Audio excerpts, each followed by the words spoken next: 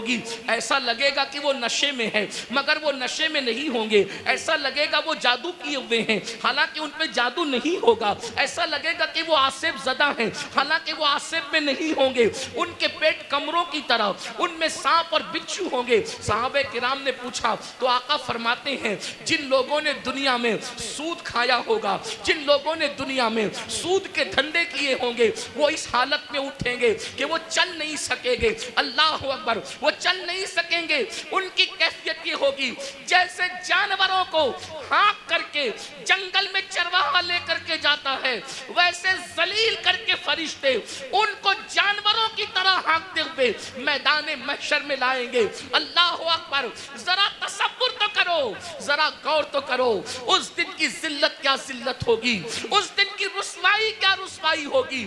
آج easy money کے چکر میں، شارٹ ٹائم کے اندر ترقی کرنے کے چکر میں انسان نہ حلال دیکھ رہا ہے نہ حرام دیکھ رہا ہے۔ میری قوم کے جوانوں، دولت تو نچنیوں کو بھی مل جاتی ہے، دولت تو جسم بیچنے والوں کو بھی مل جاتی ہے، دولت تو چوری کرنے والوں کو بھی مل جاتی ہے۔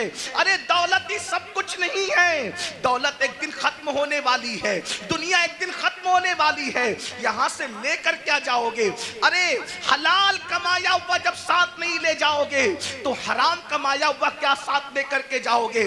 ذرا سوچو تو صحیح، ذرا تصور تو کرو۔ یہ کوئی مقرر نہیں کہہ رہا ہے، یہ کوئی جلسے کا ناظم نہیں کہہ رہا ہے، یہ کوئی معمولی انسان نہیں کہہ رہا ہے، یہ تمہارے اور میرے نبی فرما رہے ہیں۔ اللہ اکبر، لوگ سود خور لوگ اپنی قبروں سے ایسے اٹھیں گے جیسے وہ نشے میں ہیں حالانکہ وہ نشے میں نہیں ہوں گے، جیسے وہ پاگل ہے حالانکہ وہ پاگل نہیں ہوں گے، جیسے وہ آصف زدہ ہیں وہ آصف زدہ نہیں ہوں گے۔ ذرا سوچئے آج کس طریقے سے اللہ اکبر سود کو پرموٹ کیا جا رہا ہے، بیاج کو پرموٹ کیا جا رہا ہے۔ یاد رکھیے شاید اسی دور کے لیے کہا گیا تھا جو سود سے بچنے کی کوشش کریں گے سود کا گرد و غبار ان تک پہنچ کر کے رہے گا، سود کا گرد و غبار ان تک پہنچ کر کے رہے گا۔ آج ایسا تو نہیں کہ ہم اسی دور میں زندگی گزار رہے ہیں۔ اللہ اکبر، سود لین دین مسلم آبادیوں میں اتنا بڑھ چکا ہے کہ لوگوں کو خیال ہی نہیں رہتا کہ ہم حرام کما رہے ہیں۔ ایک بات مجھے یاد آئی آگے بڑھنے سے پہلے، اس حدیث کو میں آگے بڑھاؤں اس سے پہلے بیچ میں ایک روایت یاد آئی۔ میرے بھائیوں ذرا سوچو، ذرا غور کرو۔ آپ نے اب تک یہ سنا ہوگا، آپ نے اب تک یہ سنا ہوگا جب کوئی بندہ حج کے لیے جائے اور سفر حج میں مر جائے، اللہ اکبر، سفر حج میں مرنے والے کی شان کیا ہے؟ سفر حج میں مرنے والے کی شان کیا ہے؟ نمبر ایک، جو حج کرتا ہے وہ گناہوں سے ایسے پاک ہو جاتا ہے جیسے ابھی ماں کے پیٹ سے پیدا ہوا۔ حج کرنے والے کے سارے گناہ بخش دیے جاتے ہیں، حتیٰ کہ حاجی کی شان یہ ہے کہ حاجی 700 ایسے لوگوں کی بخشش کروائے گا جن پر جہنم واجب ہو چکا ہوگا۔ حاجی کی شان یہ ہے، اللہ اکبر۔ لیکن کوئی حاجی بنے تو صحیح، حاجی سب کہلاتے ہیں، حاجی ہے کتنے؟ جو واقعی حاجی ہوگا وہ 700 لوگوں کی بخشش کرائے گا۔ حاجی کا ٹائٹل پانا آسان ہے، حاجی بن جانا آسان نہیں ہے۔ اللہ اکبر، سنو سنو، غور سے سنو، اللہ کے بندو توجہ سے سنو۔ اللہ اکبر، حج کرنے والے کی مغفرت ہو جاتی ہے، حج کرنے والے کی بخشش ہو جاتی ہے، حج کرنے والا 700 لوگوں کی شفاعت کرے گا، وہ شفیع بنے گا، اس کی شفاعت قبول کی جائے گی۔ اللہ اکبر۔ اور اگر کوئی خوش نصیب سفر حج میں مر جائے، سفر حج میں مر جائے تو جب تک دنیا قائم رہے گی، جب تک چاند سورج نکلتے رہیں گے، جب تک عرفات کے میدان میں حج ہوتا رہے گا، جو سفر حج میں مر گیا قیامت تک ہر سال اللہ اس کو حج کرنے کا ثواب عطا فرمائے گا۔ ایک روایت میں آیا ہے اس کا ہم شکل ایک فرشتہ پیدا کیا جائے گا جو قیامت تک اس کے لیے حج کرتا رہے گا۔ بولو سفر حج میں مرنے کی فضیلت کیا ہے؟ مگر اب سنیے، دل کے کانوں سے سنیے، ذرا غور سے سنیے۔ اللہ اکبر، ایک قافلہ سفر کر رہا تھا، سفر کرتے کرتے جب وہ آگے بڑھا حج کے سفر میں تو انہوں نے کیا دیکھا؟ ایک بندے کا انتقال ہو گیا، اور جب اس کا انتقال ہو گیا سوچا حاجی ہے، حاجی صاحب کا انتقال ہو گیا، ابھی کعبے تک پہنچے بھی نہیں تھے کہ حاجی صاحب کا انتقال انتقال ہو گیا.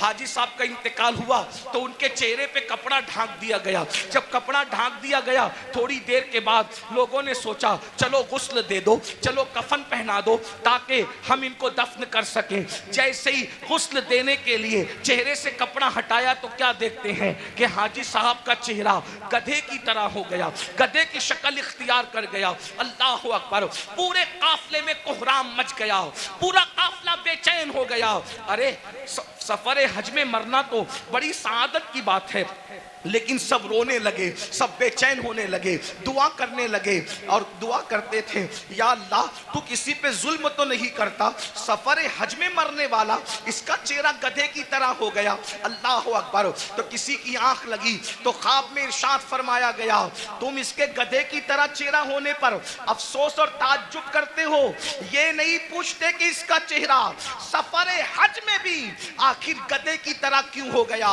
جب پوچھا گیا تو بتایا گیا یہ سود کے پیسے سے حج پہ آیا تھا اور یہ سود کا کاروبار کرتا تھا, اس لیے بطور عبرت اس کی شکل کو گدھے کی طرح کر دی گئی. میرے پیارے آقا علیہ الصلوۃ والتسلیم کے پیارے دیوانوں, دنیا دنیا دنیا کی محبت, دنیا کا مال. قرآن کہتا ہے الہاکم التکاثر حتی زرتم المقابر, ہلاک کر دیا تم کو مال کی محبت نے یہاں تک کہ تم قبروں کے گڑھوں تک پہنچ گئے.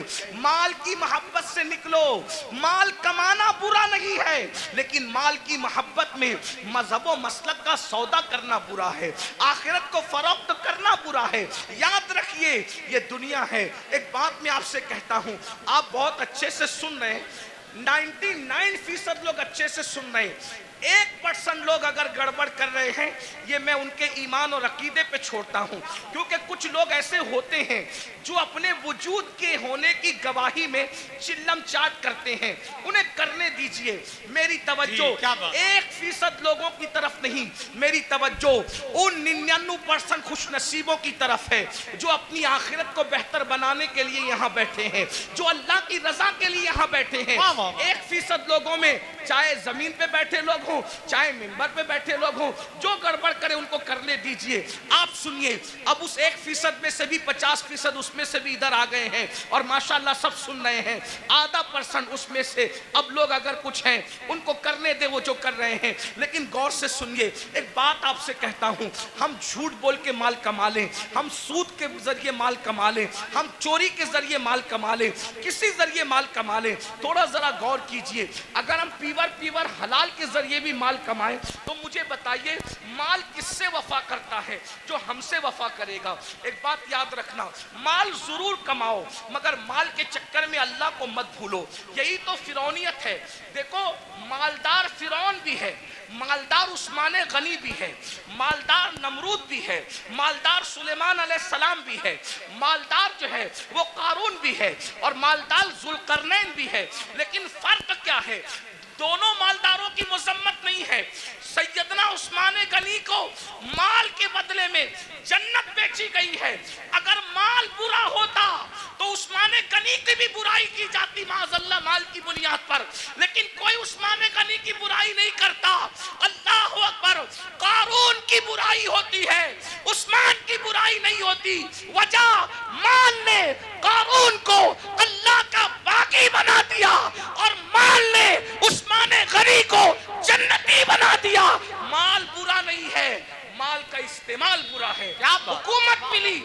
حکومت ملی نمرود بگڑ گیا, حکومت ملی سلیمان علیہ السلام کو حکومت نے نہیں بگاڑا, بلکہ جب بھی نعمت ملتی ہے تو سلیمان علیہ السلام کہتے ہیں کہ سبحان ربی العالی. نمرود کہتا ہے انا ربکم العالی اور سلیمان کہتے ہیں سبحان ربی العالی. مال برا نہیں ہے, مال کے چکر میں اللہ کو بھول جانا برا ہے. اب آپ سے پوچھتا ہوں کتنے ہی مالدار ہیں ہم؟ تھوڑا غور, منبر والے بھی غور.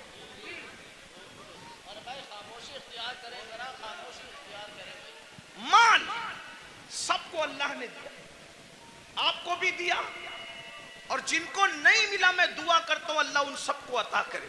آمین آمین. لیکن سنو, مال آپ نے کما لیا, بہت مال مل گیا, مال ملنے کے بعد آپ کو اللہ نہ کرے 1000 بار نہ کرے ڈاکٹر نے کہہ دیا کہ یہ سیریس ہے، کتنے بھی بیمار ہیں آپ، اللہ نہ کرے، اللہ آپ کو کبھی بیمار نہ کرے، سب کو صحت دے، لیکن ایک گراؤنڈ ریئلٹی ہوتی ہے نا کہ بیمار تو آدمی نے پڑنا ہی ہے، بڑے سے بڑا عالم ہو، خطیب ہو، سید صاحب ہو، پیر صاحب ہو، ڈاکٹر صاحب ہو، انجینئر صاحب ہو، وہ بیمار تو پڑنا ہی ہے۔ ڈاکٹر نے کہا یہ سیریس ہیں، ان کا معاملہ جو ہے تھوڑا سا نازک ہے، آپ مجھے بتائیں آپ نے 5 کروڑ 10 کروڑ 20 کروڑ کا بنگلہ بنایا، لیکن جیسے ہی ڈاکٹر نے کہا سیریس ہے، بولو کہ آپ بنگلے میں رہیں گے؟ تھوڑا تصور کیجیے، دیکھیے جلسے جو ہے دینی جلسے وہ بھیڑ اکٹھا کرنے کے لیے نہیں ہوتی، بھیڑ آتی ہم اس لیے خوش ہوتے ہیں کہ جتنے زیادہ لوگ تک پیغام پہنچے گا اتنا زیادہ فائدہ ہے، لیکن بھیڑ اکٹھا کرنے کے لیے سیاسی جلسے ہوتے ہیں، مذہبی نہیں ہوتے، اتنا یاد رکھیں۔ ہم 22,000 پر خوش ہونے والے لوگ نہیں ہیں، ہمیں تو 72 وفادار چاہیے۔ سبحان اللہ سبحان اللہ، واہ واہ واہ، زندہ باد۔ کربلا میں ایک طرف 22,000 گنڈے تھے اور ایک طرف 72 وفادار، سبحان اللہ سبحان اللہ۔ 22,000 کا نام نہیں ملتا، توجہ، 22,000 کا نام نہیں ملتا اور 72 کا نام مٹتا نہیں، ان کا نام ملتا نہیں، ان کا نام مٹتا نہیں، وجہ کہ وہ 22,000 ہو کر بھی مخلص نہیں تھے اور یہ 72 ہو کر بھی اللہ کے وفادار اور مخلص بندے تھے۔ سبحان اللہ سبحان اللہ۔ اس لیے دھیان سے سنو، غور سے، 5 کروڑ کا بنگلہ 10 کروڑ بناؤ، ہم منع نہیں کرتے، ہمارا تصوف تو قادری تصوف ہے، اچھا کھاؤ اچھا پہنو اچھے عمل کرو، ہم منع نہیں کرتے، ہم دقیانوسی فکر کے لوگ نہیں ہیں، ہم لوگ ایسا نہیں کہتے کہ جو ٹھیک ہوگا وہ اتنا شادیوں سے دور ہوگا، نہ، مذہبی بن کر بلکہ مذہبی بننے کا ڈھونگ رچا کر شادی نہ کرنا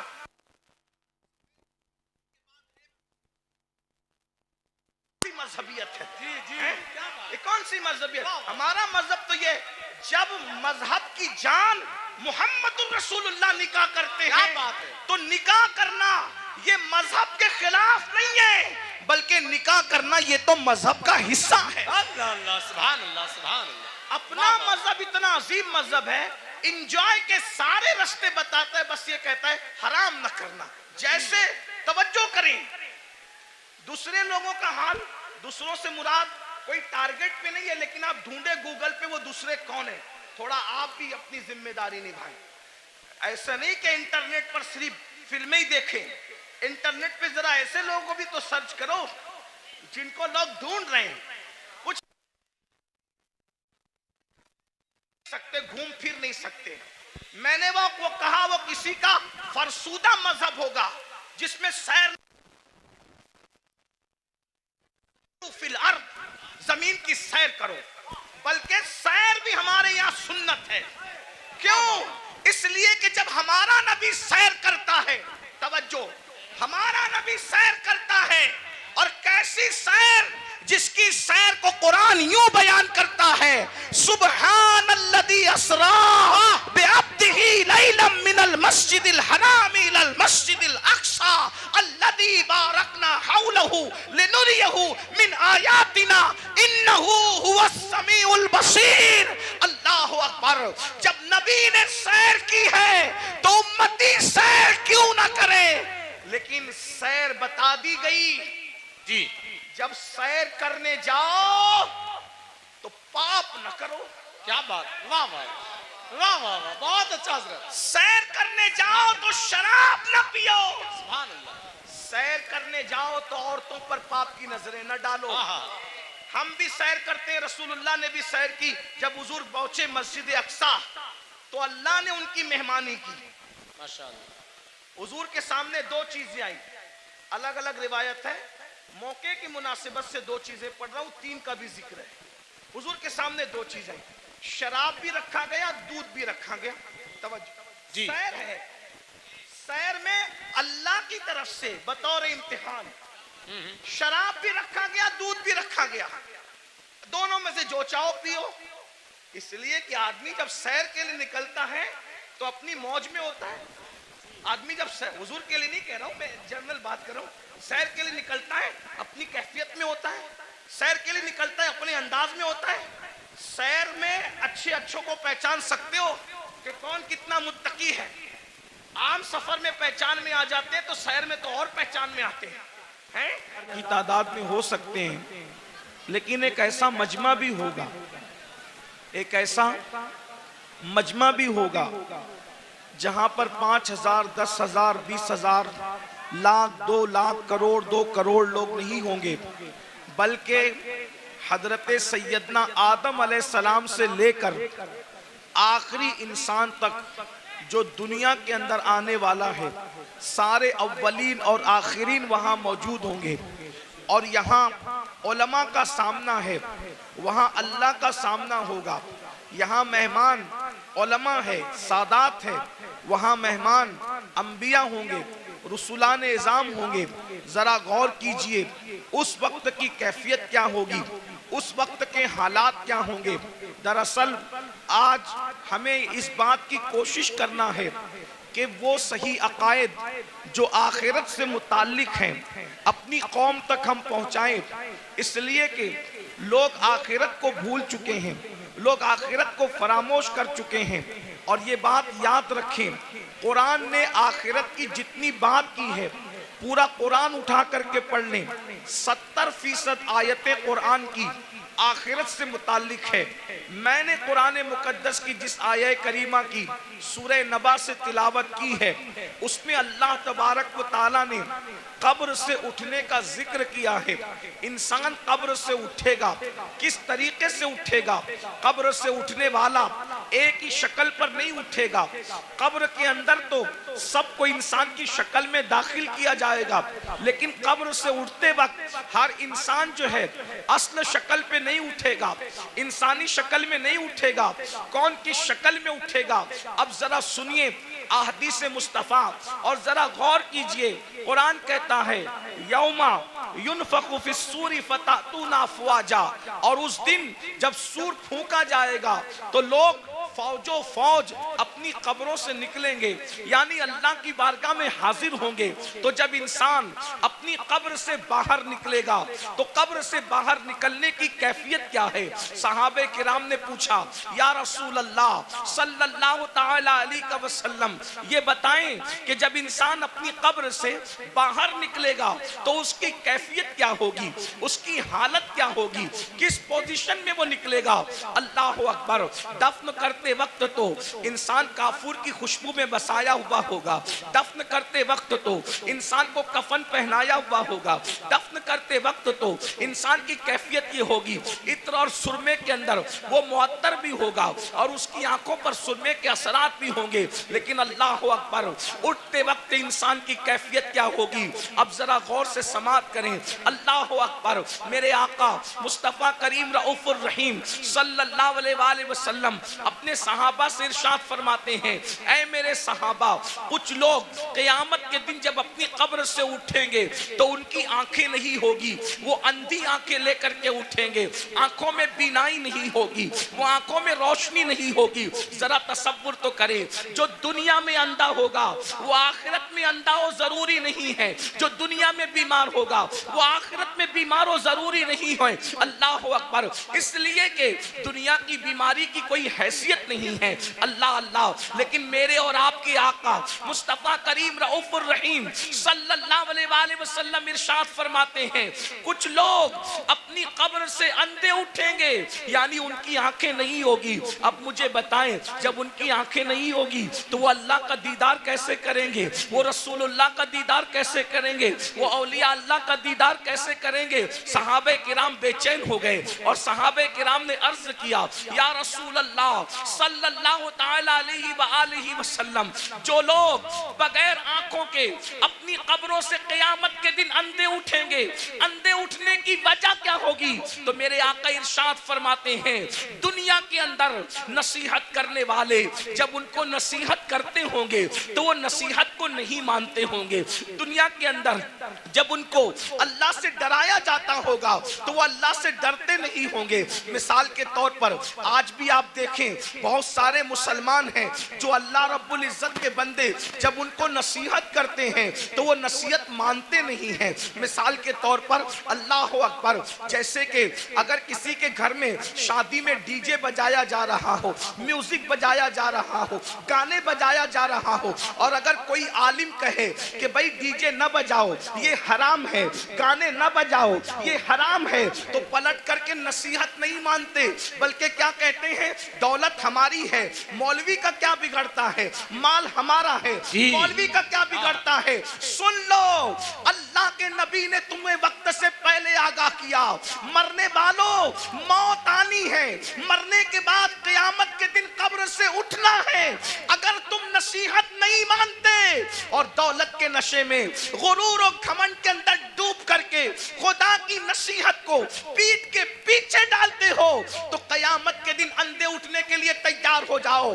سن لو دولت کے غرور اور گھمنڈ میں خدا کی نصیحتوں کو فراموش کرنے والوں، یہاں کسی کی آنکھیں اندھی ہوگی کوئی راستہ پکڑ کر کے چلا دے گا، یہاں کسی کی آنکھیں اندھی ہوگی کوئی سہارا دے کر کے پار لگا دے گا، یہاں کسی کی آنکھیں اندھی ہوگی کوئی نہ کوئی مدد کے لیے آ جائے گا. مگر قیامت کے دن اللہ کی نصیحتیں نہ ماننے کی بنیاد پر جب تمہیں اللہ اندھا اٹھائے گا نہ وہاں لاٹھی ہوگی، نہ کوئی سہارا ہوگا، نہ کوئی مددگار ہوگا. اندازہ فرمائے قیامت کے دن دفن ہونے کے بعد اپنی اپنی قبروں سے اٹھنا ہے. بولو نصیحت مانتے ہیں لوگ؟ آج کل بہت سے لوگ نصیحت نہیں مانتے. اور ایک بات بتاؤں، نصیحت ماننا یہ بھی ایمان کی علامتوں میں سے ایک علامت ہے. نصیحت ماننا ایمان کی نشانیوں میں سے ایک نشانی ہے. قرآن کہتا ہے وَذَكِّرْ فَإِنَّ الذِّكْرَى تَنفَعُ الْمُؤْمِنِينَ کہ نصیحت کرو کہ نصیحت مومنین کو فائدہ دیتی ہے. پتا چلا جو نصیحت قبول کرتے ہیں وہ مومن لوگ ہیں، اور جو نصیحت قبول نہیں کرتے وہ اپنے بارے میں خود سوچیں کہ وہ کیا ہیں. اس لیے نصیحت قبول کرو.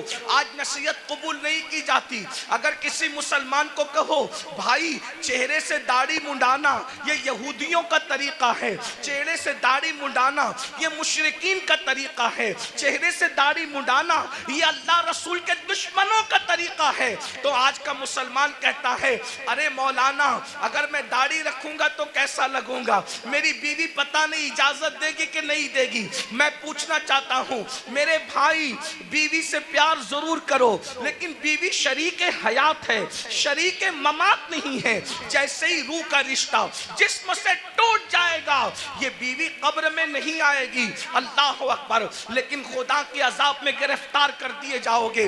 تو پہلی چیز اللہ کے سچے رسول صادق و مصدوق مصطفیٰ کریم رؤوف الرحیم صلی اللہ علیہ وآلہ وسلم فرماتے ہیں جو نصیحت نہیں مانتے، جو حق کو قبول نہیں کرتے وہ قیامت کے دن اندھے اٹھائے جائیں گے.